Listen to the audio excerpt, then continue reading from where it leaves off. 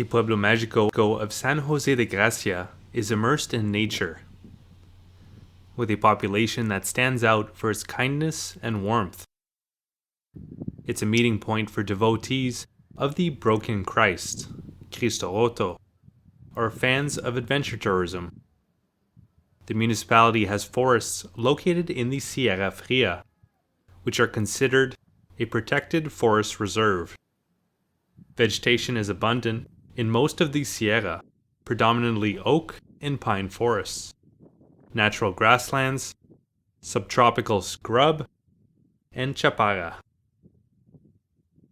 In the Sierra Fria, there are several camps, impressive landscapes, and various adventures that you can share with your friends or family.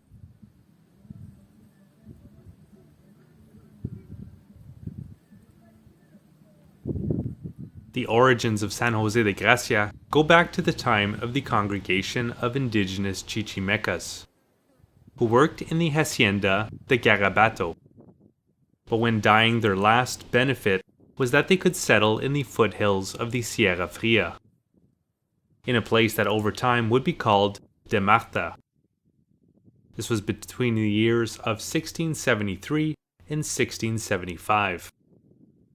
In 1928, due to the construction of the President Calles Dam, the municipal seat was suppressed, being decreed again in 1934 and confirmed as a municipality in 1953. The small community was made up of 16 families and subsisted on hunting, fishing, cutting, and carving wood. It was headed by the Indian Juan Dominguez. It was made up of men, women, and children, and their dress was nahua, with a blanket, long hair, and they used a bow and arrow. Their homes were made of stone, mud, and grass. They were conforming their small society that commonly was called the Jacales.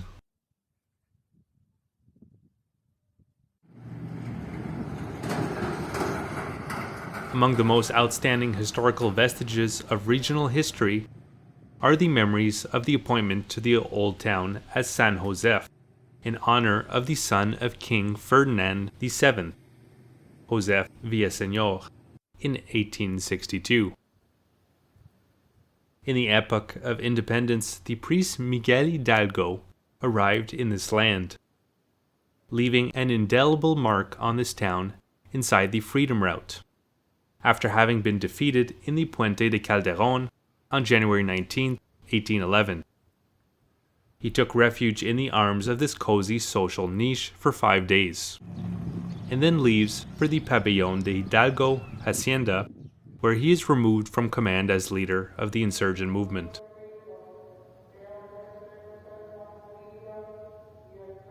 In the life of the town, an event happened that changed the way of thinking of the inhabitants, and that undoubtedly increased the religious devotion in Christianity: the arrival of the original Lord, the image most loved and adored by those faithful dwellers. Legend has it that this Christ arrived inside a wooden box on a mule. This animal, after wandering a few days in the streets, went to the main door of the temple. No muleteer was its owner, put the box in the place.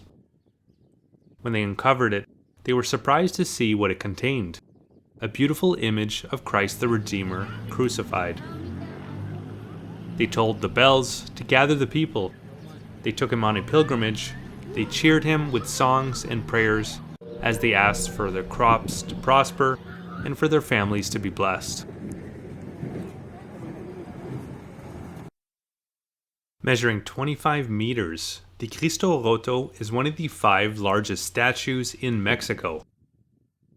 It's located in the heart of the President Calles Dam.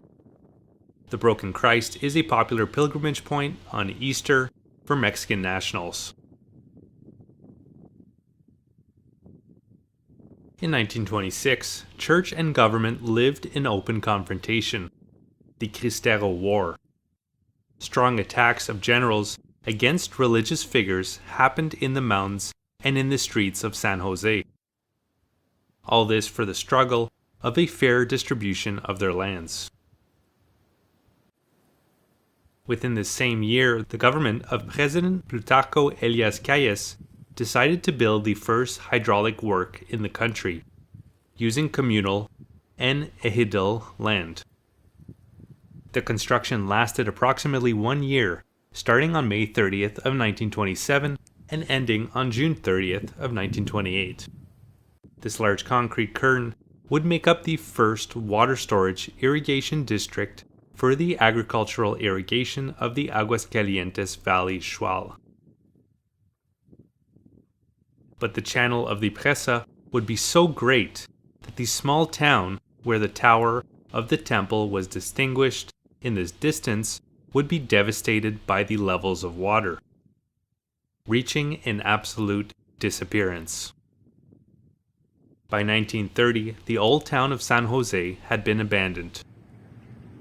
However, thanks to the decision of the people like Antonio Ventura Medina, Rafael Gonzalez Guerra, and Juan Garcia, among others, to found a new town, and with the help of ejidatarios who fought over the land to find a safe place to live, the town resurfaced as San Jose de Gracia.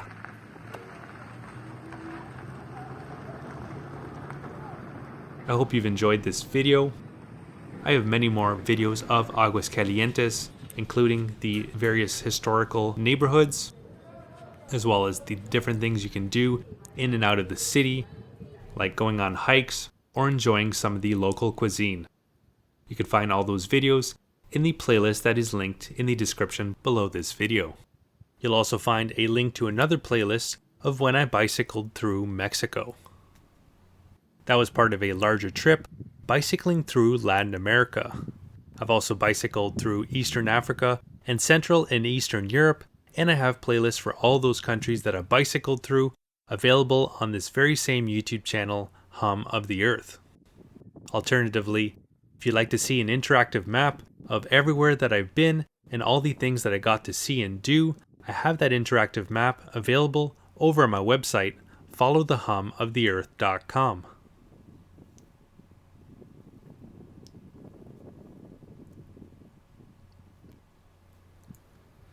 where you can click on the different locations and see all the blog posts and videos that I've made of those places.